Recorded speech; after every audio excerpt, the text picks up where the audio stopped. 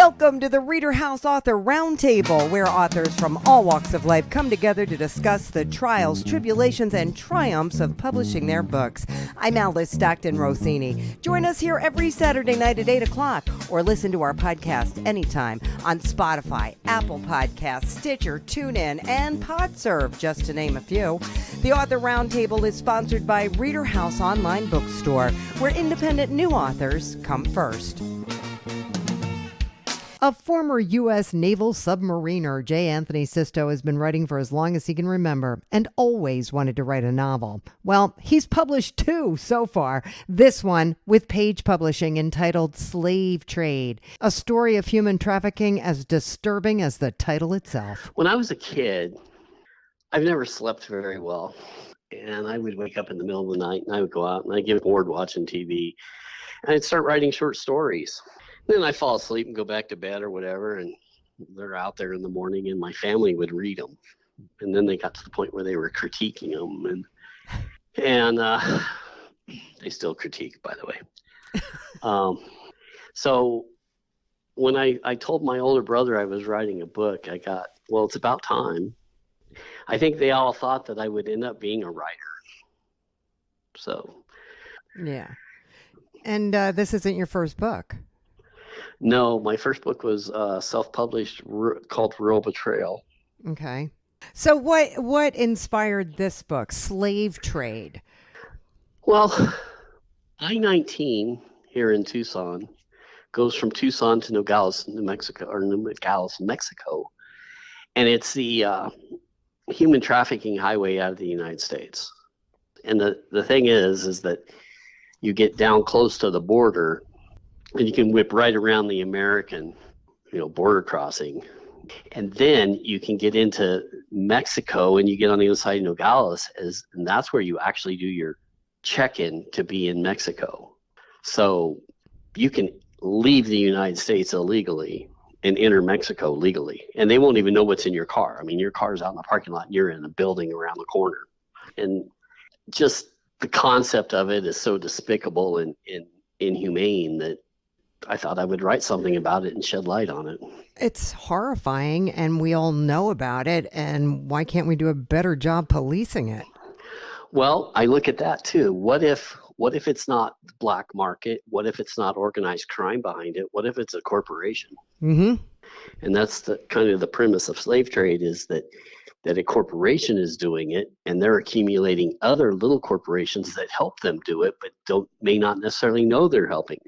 And the character that is the victim in this has a company that builds containers that are algorithmically sealed and have to have a code entered and all of that, and they can be tracked.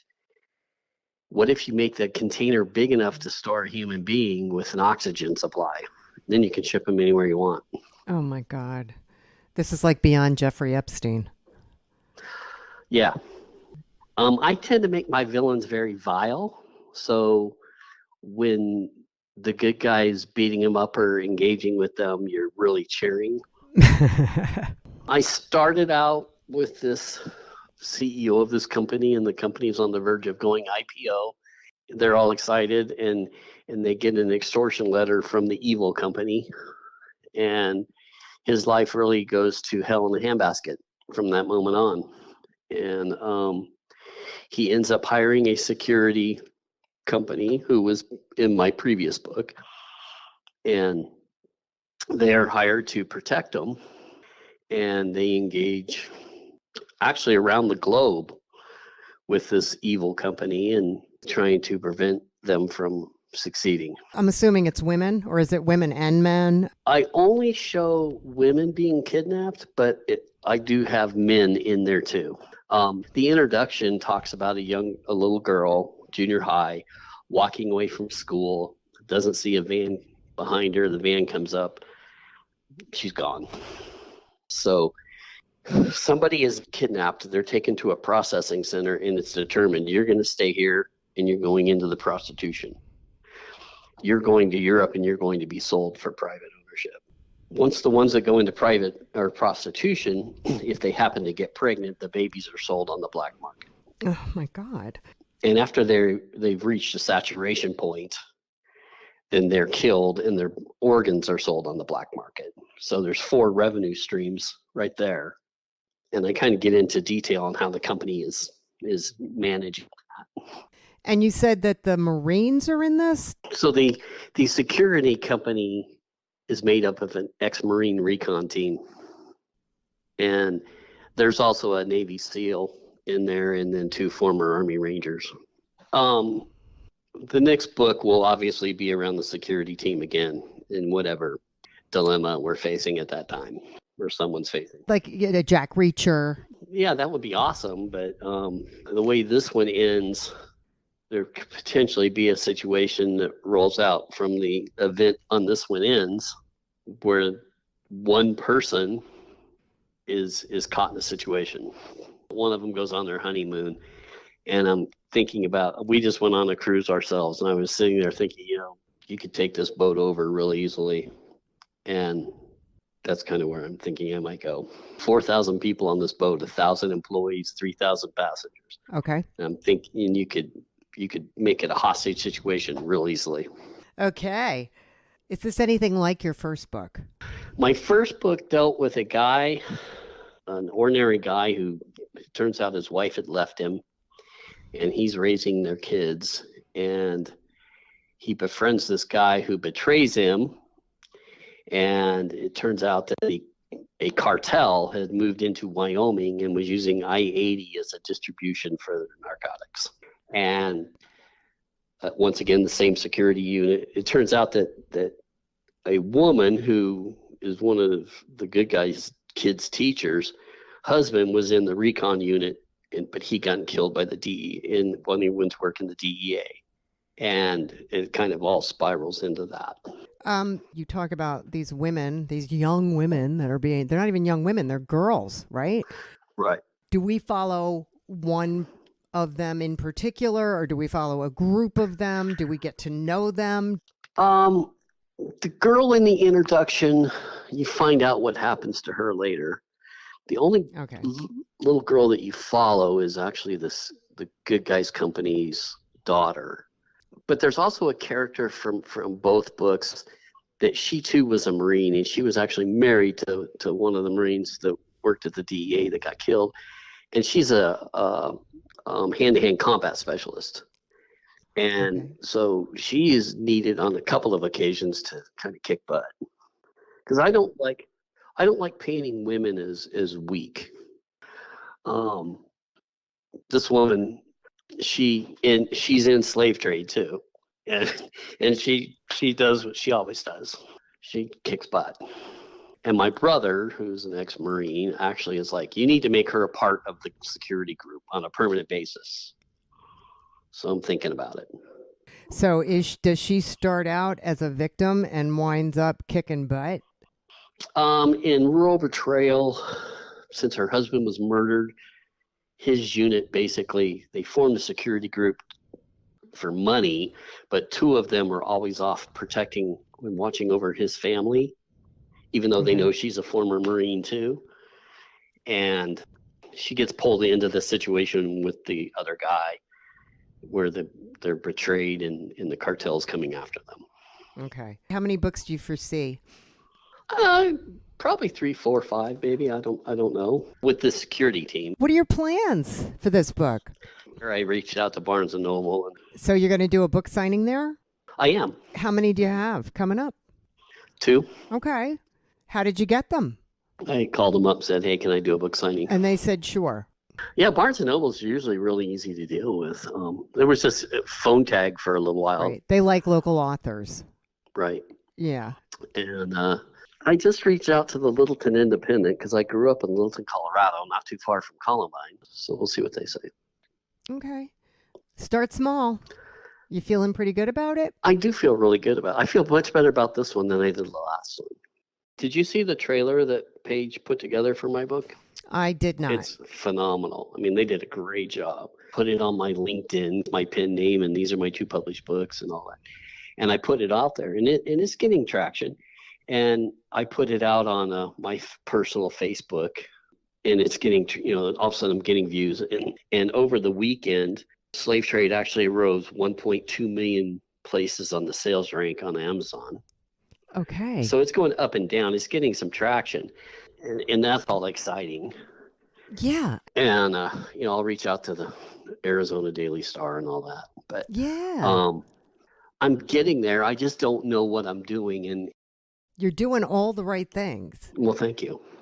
I mean, my wife, she hadn't read it till it showed up in paperback, and she spent the weekend reading it, and she kept walking out saying, "I think the bad guy's this person. I think the bad guy's this person." And I'm sitting down getting ready to watch the Bronco game, and she comes out and she's like, "I would have never guessed it was that person."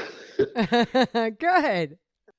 That's a high compliment. My brother, who's a Marine, is like, he goes, "I had to put your book down because I hate that Eric Von Diablo so much. I just want to lock and load and shoot my iPad." That's the main evil guy. And to say diabolic in Latin is diabolos. So I just took it and made it his last name. Nice. J. Anthony Sisto, thank you so much. Thank you. Writing is one of Elizabeth Scarlata's favorite pastimes. Poems, short stories, now books. A second-grade teacher at a New York City private school for decades, she now takes some of that experience along with some personal experiences to bring us The House on Hawthorne Court. What inspired my story was we used to rent every summer a house on Cape Cod. And around the corner from this house was from the house we rented was a kind of a rundown house with an old woman who lived there. And my daughters were actually the inspiration for the story initially because they were very much afraid as young children of the old woman in the house. So they would always run past this house on their way home from the beach or to the beach. So I just started thinking about where their fears lied, why were they so afraid of this house, and it served as an inspiration for the story. So one of the girls has ADHD. That's my granddaughter's, and then it carried over to modern times. I started this story actually, probably about 30 years ago. And to me, as a writer, the hardest part of any story is getting started. So I started writing their fears, and I thought I was seeing everything through their minds. And then I wrote the first chapter, and because I taught, and I was always so busy, and I as I said, I write a lot, I put it all aside. And then when I left teaching, I started to pull these things out, all of my writings, and I came across The House on Hawthorne Court and saw that the only thing I had written was the prologue and the first chapter. And my granddaughter has ADHD, and I was very involved with her and still am. So I thought, I'm going to start seeing the world through her eyes. And I did. I said, okay, I'm going to write this story now. So it was initially my daughters, then my granddaughters, and definitely the children that I taught over the years played a major part in the story as well. How do you lay out the story? The book is about a young girl, Katie, who has ADHD, and she's often the brunt of a lot of ridicule and laughter because it's very difficult for her to sit still. The school year is coming to a close, and she's anticipating going up to Cape Cod to her summer rental and being relaxed and natural and having a good time because she always enjoyed the Cape. And when she gets up there, she notices her dad isn't pulling into the usual rental, but the house on Hawthorne Court, the very house that she's terrified of. And using whaling as a background theme, the book kind of delves into the number of issues that children face today: peer acceptance, rejections, feeling of academic inadequacy, and forming judgments based upon initial impressions. And over the course of the summer, Katie really grows into a very confident little girl who's going into 5th grade now and feels great and befriends the woman in the house and learns a little bit about whaling along the way. How do you tie whaling in? Well, New England coast is well known for its whaling industry back in the day, I think the mid 1800s. And also Cape Cod has a number of whaling museums. There's a couple of them. And certainly Nantucket was a big whaling area. So I just tied that in because I was always curious about whaling. And I think it's important to tie in. Well, my feeling is that I wanted children to learn a little bit about whaling because I think not enough is done about that industry. Not enough is written. Although I don't go into great detail with whaling, I just wanted to ignite their interest. How does it affect Katie? Katie gets fascinated because she comes across an old quilt in the house on Hawthorne Court. And she's renting it from this old woman that she was always terrified of. So she learns through the quilt, the patches on the quilt, and also because the woman whose house they're renting is the descendant of a whaling captain. So she eventually meets this woman, and they talk. They go over the quilt together. And through the quilt and through whaling, Katie all of a sudden realizes that, you know what, I have to keep an open mind. This woman's great. Why did she terrify her? They're little kids, so they were curious and they wanted to check out a garage. So they dared each other to go up and go check out this garage. And the woman happened to come out. And one of the young children had fallen. One of Katie's friends had fallen. So they looked at her, and she was dressed kind of like in old-fashioned clothes and everything, all in black. And they looked at her, and they were scared for a number of reasons. First of all, they were trespassing on her property. Second of all, she's old. A lot of people have, young kids, they look at old people and they get nervous or upset depending upon the outward appearance of the old people. And they had this image and they ran away between the house and seeing the old woman. They were terrified. Which you could see little kids doing that. I mean, definitely. But it's such a great message, and it's so true. And how many of us have had a similar experience where someone we thought was kind of weird or off their rocker, and you grow up and you get to know them and go, oh. Right. Yeah. You taught in New York City, and you live in Florida now? Yeah, we live in Florida, but we're back and forth to Cape Cod, and we're also back and forth to New York City. New York City is a love, but so is Cape Cod. What a great summer read this would be in Cape Cod. Yes, it definitely would. Well, that's my feeling. But I'm very hard on myself. I think the message is great. I love the characters. The characters are real.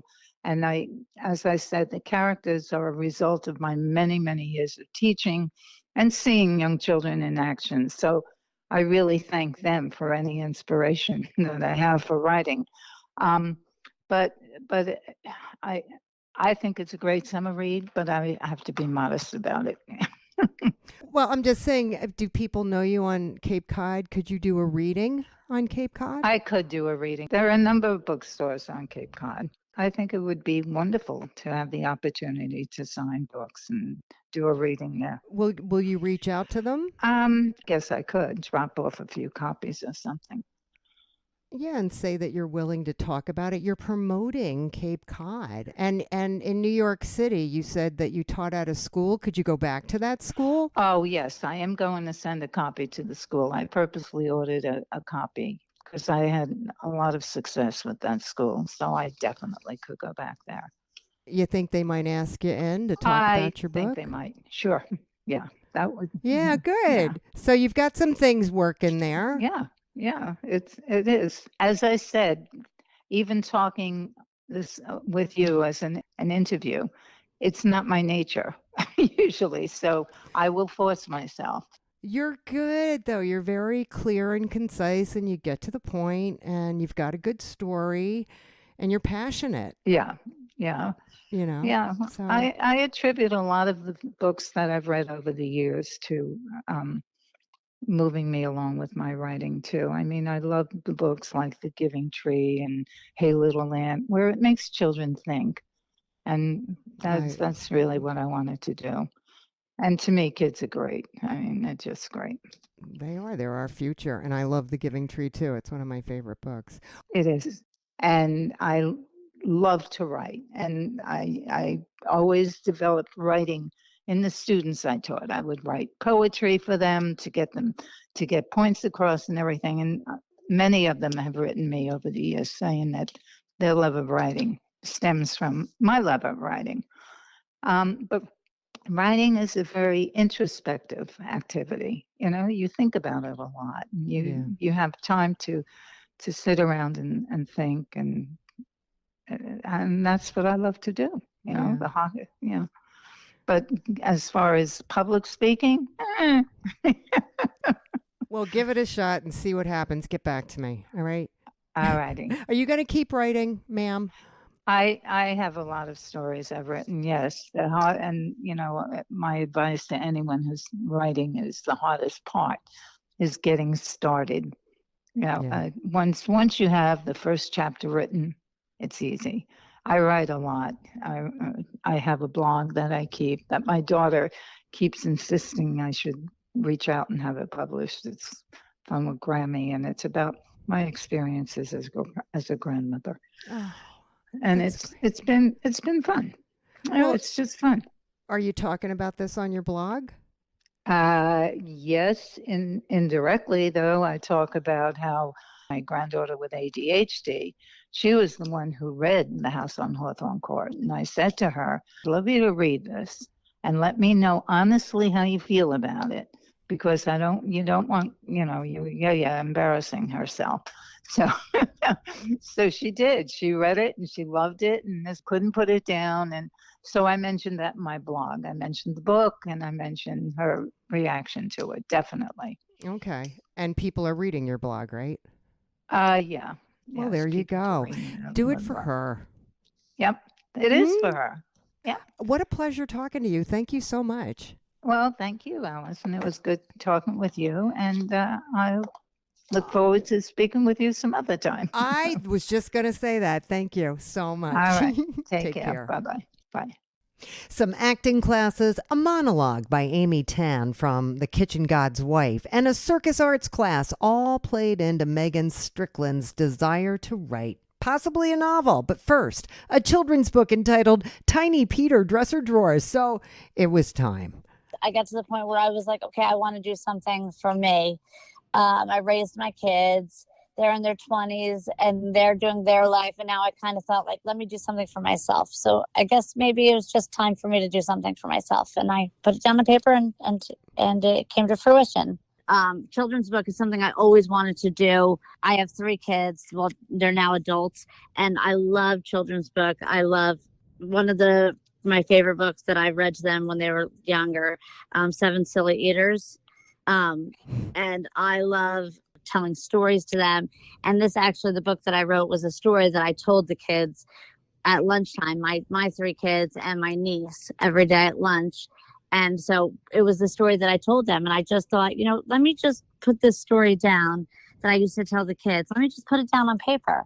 And I did, and I sent it in, and it just kind of went from there. And then now I have another one. This is kind of the shenanigans of this, that the little tiny Peter gets into. And so it's going to keep growing, hopefully.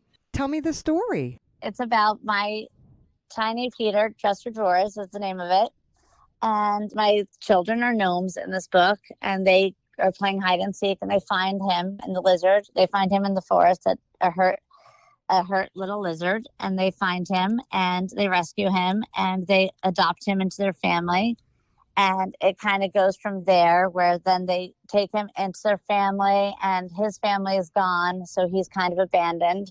So he becomes part of the gnome family, and he jumps right into their fun and gets right into the craziness of them. There's 4 children. There's 2 boys and 2 girls.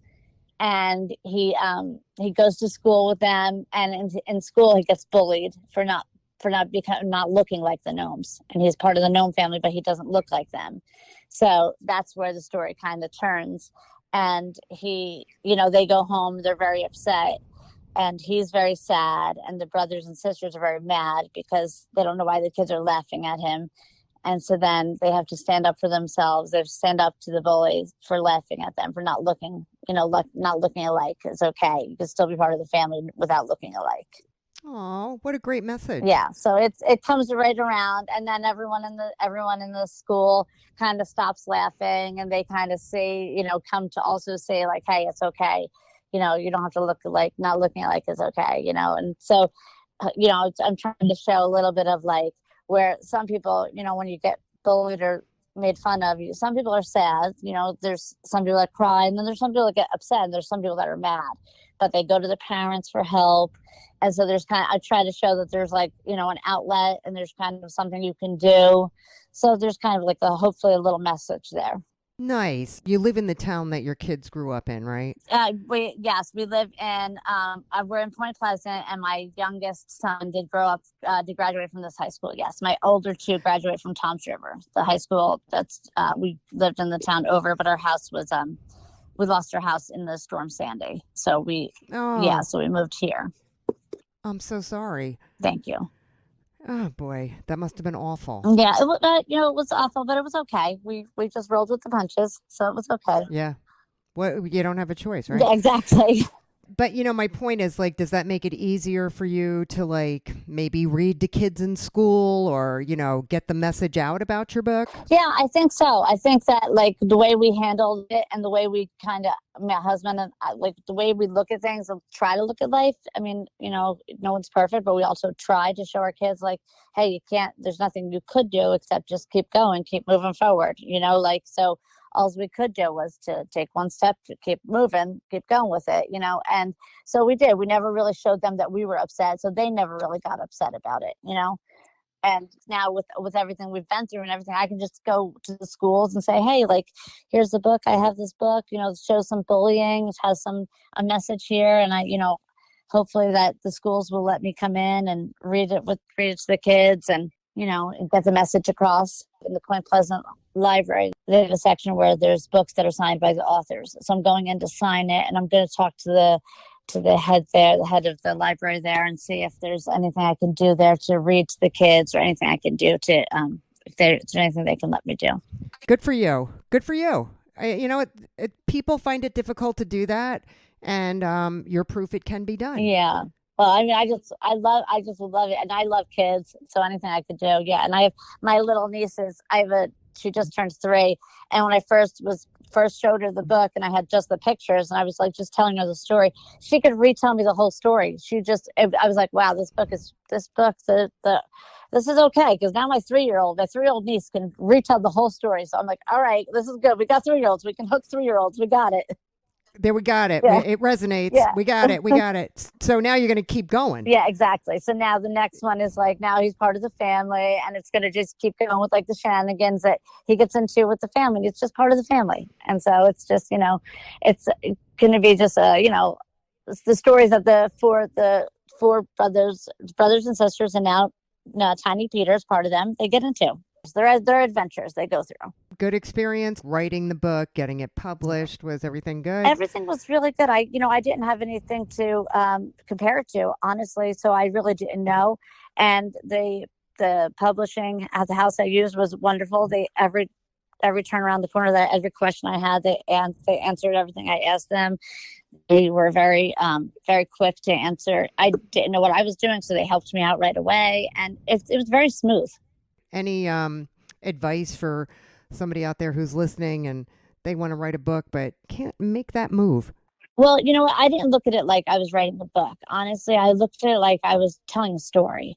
And I looked at it like this was me telling a story to my kids, and it was just me putting a story down on paper. And I never looked at it like, well, I'm going to write this book and it's going to become this. I was just like, let me tell a story. Because, the more, when you think of any children's book or anything, you're just telling a story to a kid, and they're just hearing the story, and that's what they remember. I remember stories. It's not like I remember this book or that. I remember as a child, oh, that was a great story. So I think if anyone's trying to write something and they can't think of it, maybe they're thinking too big or too much ahead of themselves. Just think smaller, and just, you can do it. Anyone can do it. Great. Thank you so much, Megan. Oh, thank you for talking to me. Marc A. Curtis has written 5 novels, but he wasn't satisfied enough with any of them to publish until now. His book, Dominance and Delusion, attempts to answer a lot of questions, hence the subtitle, Why Do We Do the Things We Do? What's the backstory here? Well, it was actually almost 30 years ago. I retired, and I decided that instead of writing novels, I would write nonfiction works. And Dominance and Delusion was the result of that. It took 13 years to research it, and 3 years to write it. What makes you ask, why do we do the things we do? Okay, the book itself was an accident. I have always been an evolutionist. As a matter of fact, I would have been an evolutionist had I not been looking for a career. Anthropologists didn't make much money. So I had a choice between anthropology and engineering, and I chose engineering. But I've always, at heart, been an anthropologist. So I've been an evolutionist. I've studied our species and our history. And I decided that when I was going to write my book, I would write a book about the absurdity of creationism. That was the premise that I was working from. Because back then, they wanted creationism taught in the schools. There were school boards that mandated that creationism be taught in the schools. And it's a patently false absurdity. And so I was going to expose this absurdity. So I started researching creationism, and I found out it was just amazing. The people, intelligent, knowledgeable, educated people who believed it. And I got to wondering, how could they believe something that was so obviously absurd? And it gradually dawned on me that these people were self-delusional. And so I got to looking at what I saw in the human animal, and I came to see that we are delusional animals. Religion as a whole is a delusion. We believe in astrology. We believe in horoscopes. We believe in palm readers. We believe in tarot card readers. The list just goes on and on and on. And it became apparent that we had a predisposition to believe things that were totally absurd. A predisposition as a species? Yes. Oh my. A genetic predisposition. And through my knowledge and experience as to our evolution, I finally figured out how that happened, what we became. At one time, being delusional, believe it or not, actually had survival value. Let us suppose that you are a caveman and you are contesting with another caveman for a cave. Now, it's kind of an important contest because the winner gets the cave and a nice warm fire and security and doesn't get rained on. The loser gets rained on, catches pneumonia, and gets eaten by a smilodon. Okay. So it's a pretty important contest. Now, both of these cavemen have the same capacity. They are equally strong because 98-pound weaklings back then didn't survive. They have the same tools. They have the same weapons. They have clubs, they have stones, they have spears. So they are both equally well armed. And they both have the same experience. They have fought battles with other individuals all of their lives. So they have a lot of experience. But one of the individuals believes that he is related to the cave bear because he came upon a cave bear unexpectedly, and instead of getting eaten, the cave bear looked at him and then turned and walked off. And from that, the man imagined that he was a brother of the cave bear. And so he felt that he had the strength of the cave bear. And that little bit of confidence, even though it did not amount to much, was enough to allow him to win the contest and gain the cave. That's amazing to me. And it makes all the sense in the world because the projection of confidence is at the basis of what successful people seem to be able to do. You bet. Project confidence even when they're not. This is why we behave the way we do.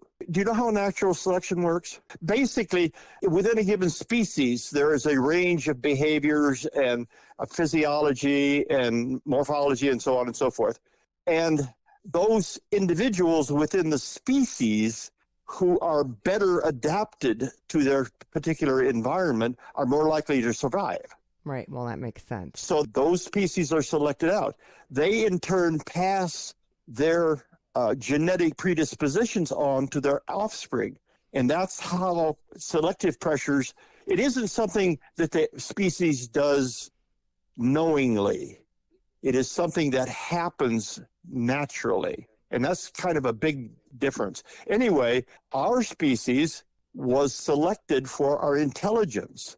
And we were selected for intelligence because there was nothing else. We had no claws. We had no fangs. We were bare ass naked.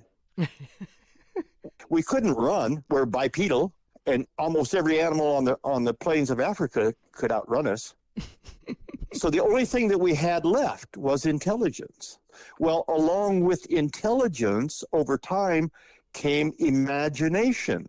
And it was our imagination that made it possible for us to imagine that we were something that we were not.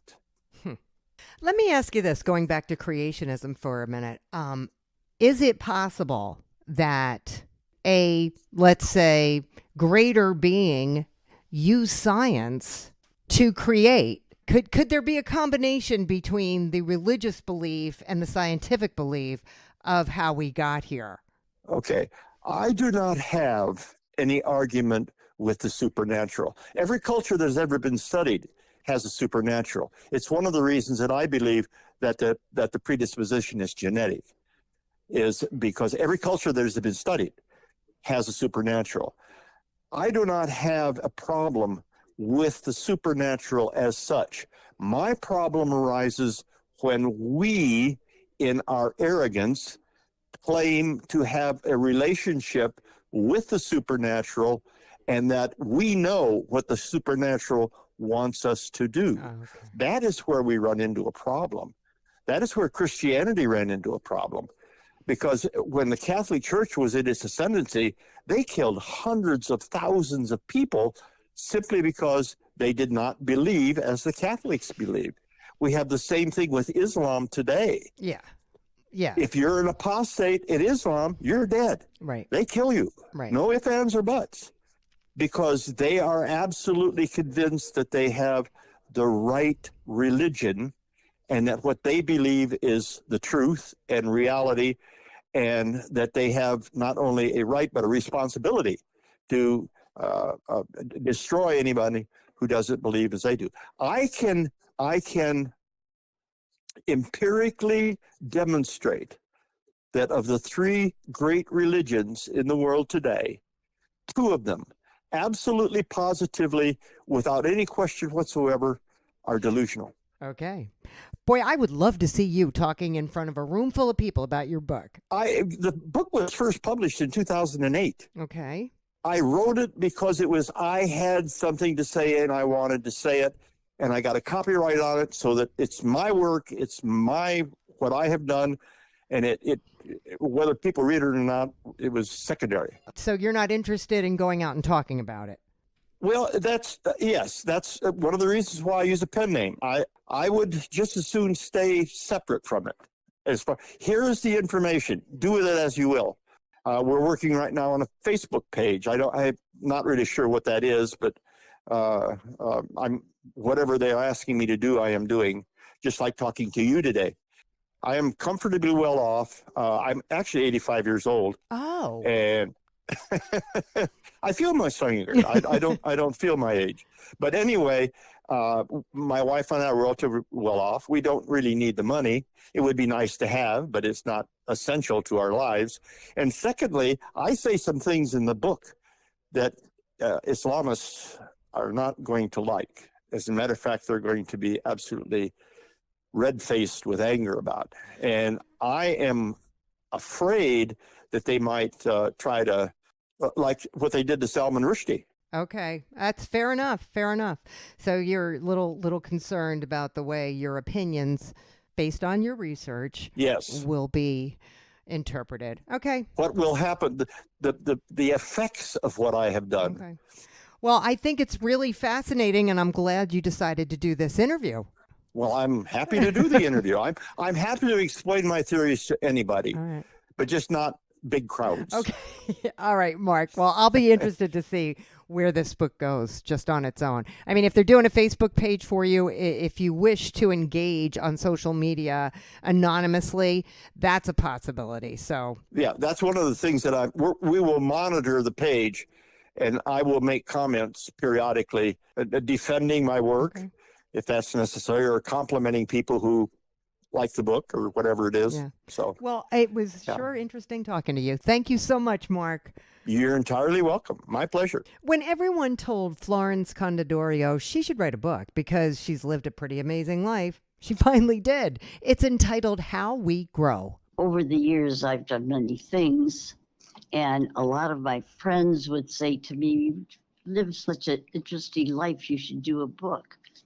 And I kind of put that aside and said, "Oh, God, someday if you want me to write a book, I'll write it." And over the years, this has happened, and I'm retired, and my husband and I and the kids and grandchildren have a great life. And then my brother passed away, and for some reason, when he passed away, I'm very close to Jesus. And I had asked him, I said, "If you ever want me to write that book, let me know, and I will start it."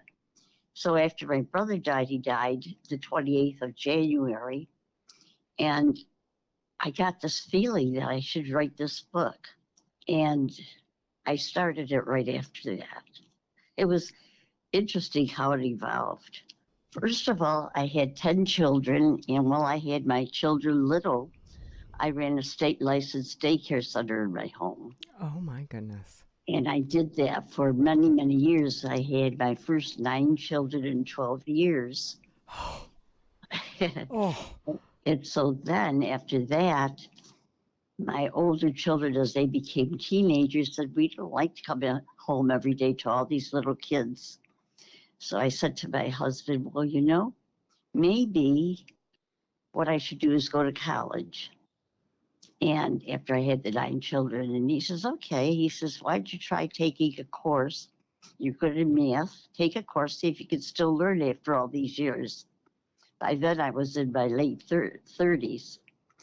And I took the course. I got an A. I says, "I can do this."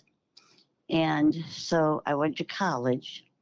And when I graduated from college with a degree in education, K through 6, I started to put my resume out. And I got a call from the School for the Blind in Batavia, who was looking for a dean of students. And they needed to have experience in supervising people, which I had with my daycare center, and had to have a degree in education. So they hired me right away. Wow. And I worked there for 20 years, had another baby while I was in school, so we have 10 children. Oh, my God. And so I did a lot of creative things at the School for the Blind, made a lot of changes, which are all in the book. So that's why the title, How We Grow. Exactly. Because you grew from being a full-time mom running a daycare center to going to college. And being dean of students at the School for the Blind in Batavia, who serviced all children from the New York State area, and 10-mile ride from where I live in Leroy. That is impressive, to say the least. Well, that's why people kept saying to me, "You need to write a book and give people a sense of what's gone on in your life." So, like I say, I prayed to Jesus along the way. If you ever want me to do that, I will. But there's a lot of other things I talk about in the book, because I had polio when I was 5 years old, and had a lot of illnesses when I was little. And those influenced many of my thoughts and many of my actions over the years. I was very attuned to children and their needs, especially when they're ill. And that made me want to work with children. And so people say, "Well, you had 9 kids and you had a daycare center." Well, I love children. It was not a problem for me. And we had a big swimming pool, and my daycare center was very well known. And I hired people. I always had a swim instructor for summers, and it just evolved. The book evolved out of that. How old were you when you had your first child? 20. got married when I was 19. My husband and I were high school sweethearts, even though our schools were 10 miles apart. He was into sports, and the girls used to go flirt with the guys from the other town. Was there ever any adversity in your life? Not really. My parents were wonderful. I had 4 siblings, a sister and 3 brothers, and we were all close. No, I really didn't have, except for the illnesses. I had a lot of illnesses when I was young, and as I had 23 surgeries along the way. I'm surprised you had so many children, considering that you were as sick as you were. I was a good Catholic. Catholics didn't believe in birth control at that time in life. I believe you. I guess I've always loved stories, whether it be in a book or in the movies or wherever. I always loved the ones that were based on true stories. Mm. And mine is all true. Everything in the book is true. Is there a favorite story in the book? Oh, I think the one that was so meaningful to me was when I became Dean of Students at the School for the Blind. And I saw some things that were happening there that I knew I needed to change. And people don't think that they're capable of making changes when they get into a position. And I never had that feeling. I always had the feeling that if it was important to the children there, that it was whatever it took for me to get it, to make the changes. I'll give you an example. Children were going home every 6 weeks, and we had children from age 5 to age 21, and I felt they should be going home every weekend to be with their families. And that comes from my experience as a child. And I was able to accomplish that after 2 years. You were able to convince them that they needed to see their families more often.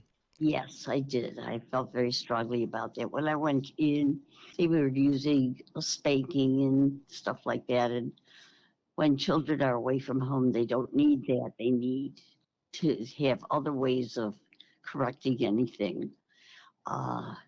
They didn't have a lot of toys, and I truly believe that children's play is their work. And so that was one of the first undertakings I did. Is I immediately was able to get monies from the budget to buy toys for the children.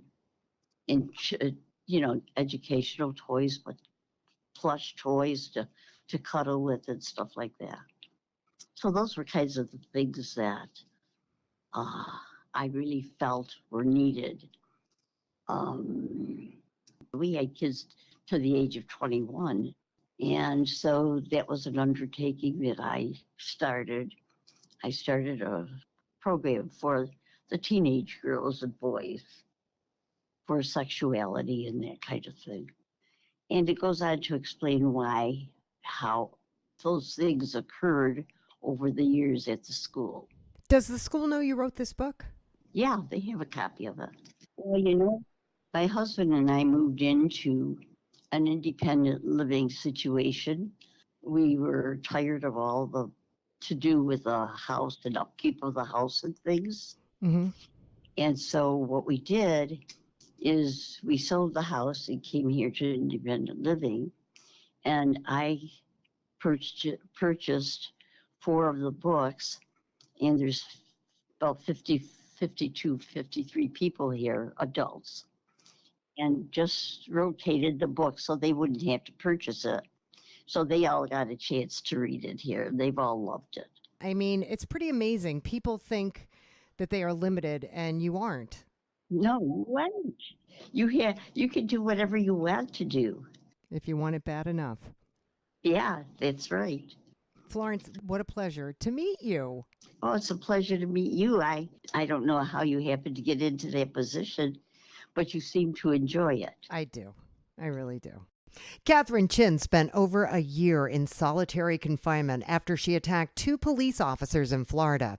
Now she tells her side of the story in her book, Sitting in Chains. So I originally wrote the book when I was 22. I'm 30 now. Okay. So I was going through a mental breakdown. I was going through a psychosis. I put myself in an ongoing loop of going in circles inside my mind. Okay. And it broke me down so far that I did not know who I was. I could not sign my name. I could not even talk to my attorney. Didn't even know I was facing 35 years in prison for attacking 2 law enforcement officers. So I started writing down everything that I could remember, and I was like, okay, I got this. And I rehabilitated myself writing that book. What happened?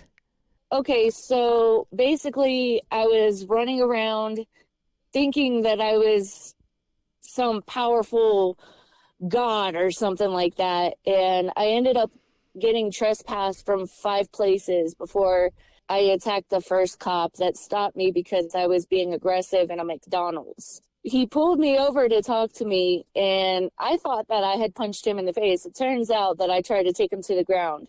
And I did not realize that that had happened until I saw the video after I was already rehabilitating myself. What was going on in your life before that? I have been seeing a psychiatrist and a therapist since I was 11 years old. My biological father is a child molester, and I was the youngest. Being the youngest, I went through 5 years of abuse from him, physical, mental, sexual, all that stuff. And you know what? It really tore me up. I started being aggressive when I went into foster care. It took my mom a while to get us back. She had to go through a lot of parenting programs. And when I ended up going back to my mom is when I really started to act out. And my ego built up so much that I lost who I was. So at the end of Sitting in Chains, it has like this negative, positive view of thinking negative or positive. And, you know, I learned that because I had gotten locked up and put in a program as a teenager at the age of 15. And they taught me that. So I used that to develop my book. And I was like, okay, I'm going to take what I know and I'm going to apply it to my life, because right now what I'm doing is not working. So I ended up, after I attacked the first cop, I went into jail and I hallucinated what happened with the second cop. I thought that somebody had literally put my arms around him and yanked him backwards. So again, I did not know what happened until I saw the video from my attorney, and it made me want to barf. So I was like, okay, I'm already writing this book, you know, and in that book, I do apologize for attacking the 2 law enforcement officers. And I sat in an isolation cell for 17 months, going crazy and then finding myself. I was not allowed around any of the other inmates because I was a danger to myself and others. I was in a red suit, which is maximum security, because I would become irate and do odd things. I had a problem with cutting myself at the time. And basically what I did was I was like, okay, they won't let me around anyone, so I can't talk to anyone.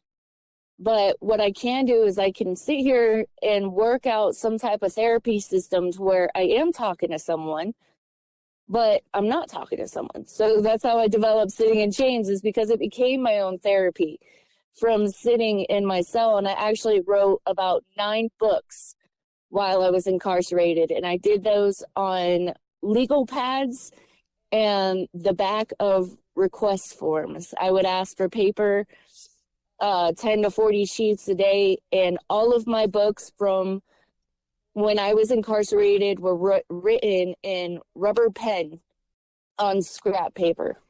I can't even imagine. So it starts out with a little history about what happened with my favorite dog. Then it goes on, it twists and it turns all the way through the book. because I was twisting and turning, and I wanted it to keep it authentic like that. And it starts to go into the craziness of one of the quotes. I'm going to quote it real quick is, "I don't fart, I toot. See, look, I'm farting. Toot, toot, toot, toot, toot, toot." See, it's stuff like that the voices were telling me to, say and do. And I mean, it seems a little funny, but it's seriously mental illness at its finest. So you were hearing voices? Absolutely. Yes, I was. My message is to find yourself. My message is to get the point across that mental health is real, and that individuals that are in similar situations are not alone. And that negative and positive thinking thing in there to, wake up people's minds and to stay open-minded, to stay positive, to not be reckless with their emotions, their mental illness, and know that there are people out there that go through this and they are not alone, and that you can do this. That is the message. Are you okay now? Oh yeah, I'm fine. So I do have a psychiatrist up here, and we talk about absolutely anything and everything. But I found myself writing more. I have a lot of other books that I'm writing. And basically, I use my writing techniques to write different subjects. It helps motivate me to get whatever's inside of me out of me. So I have like 12 books that I'm working on right now. And the medication, it definitely helps me keep focused.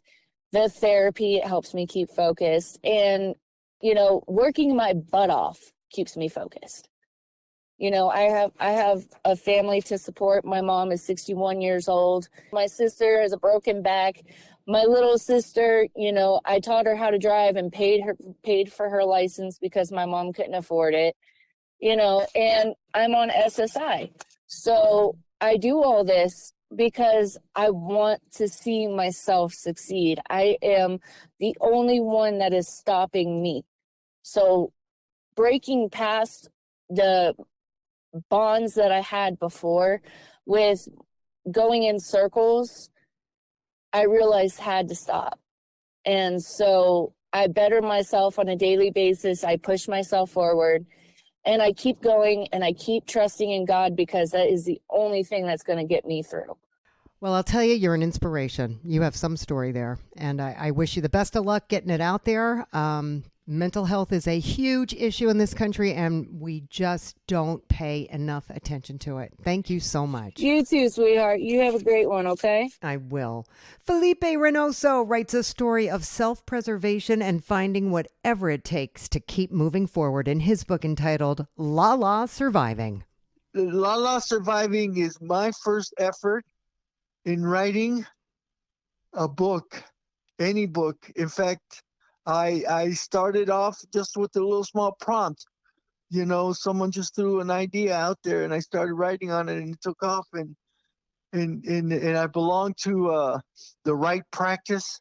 It's the writers' internet portal, and in it you submit your written work, whether it's a chapter, whether it's 2 chapters or an act or whatever, and all the people that are on there will review it, give you critique and whatever, and they get to submit theirs also.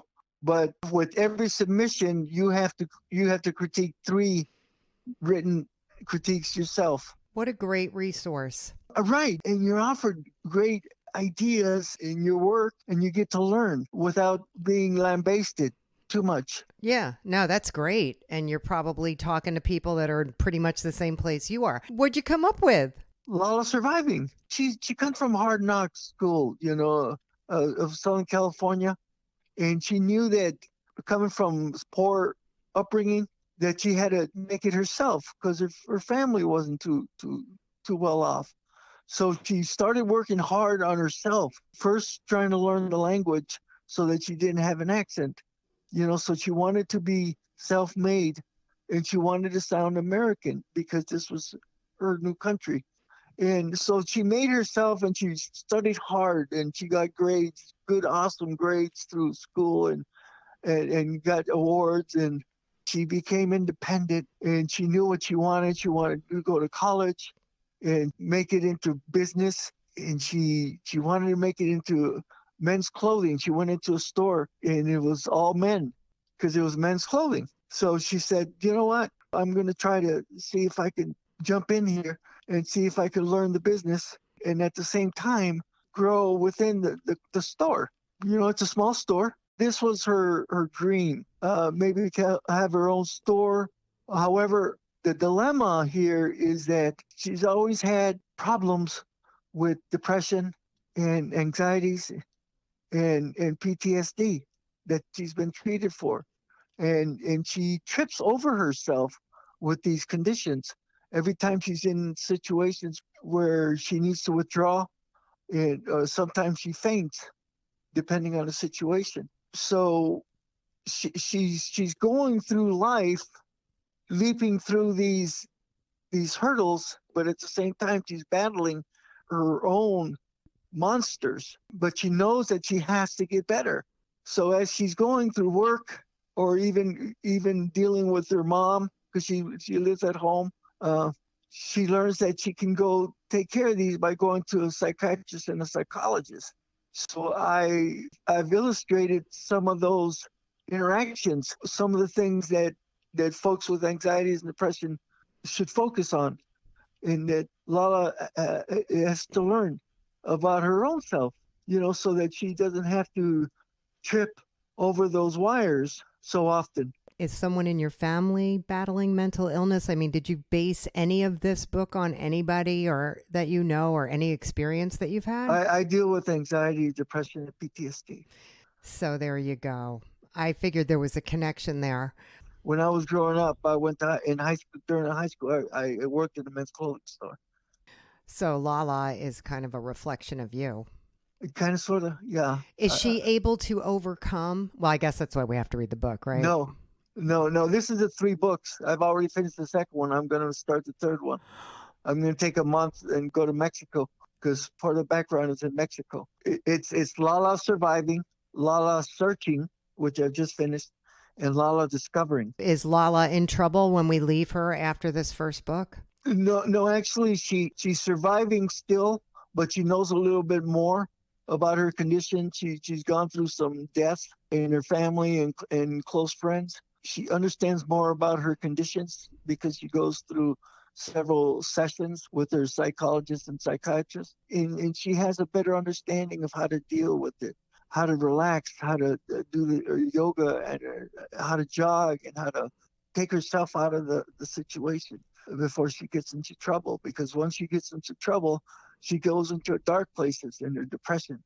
So she learns all about that through her first book, and then a lot of searching. What's going on? Why? More about the clothing business, right? About her family, about herself, and then a lot of discovering will be more about the discovery part of everything.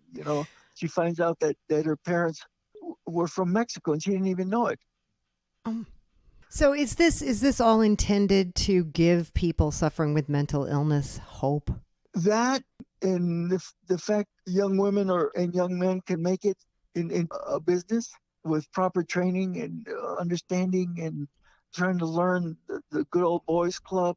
You can really break that spirit of the good old boy, and make it being industrious and being hard-headed yourself, and right. And don't let yourself get run over.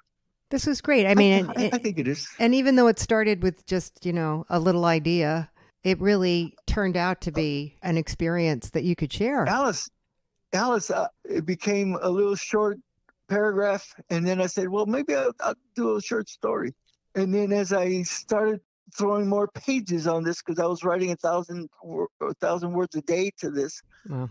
Some of the other writers and authors on this, the Right Practice, was saying, we like this. Why don't you just write a book about this, because we like the way you're formulating your chapters. From one chapter to the next, you leave a cliffhanger, and then you open up with what's going on, and you continuously do that. Yeah.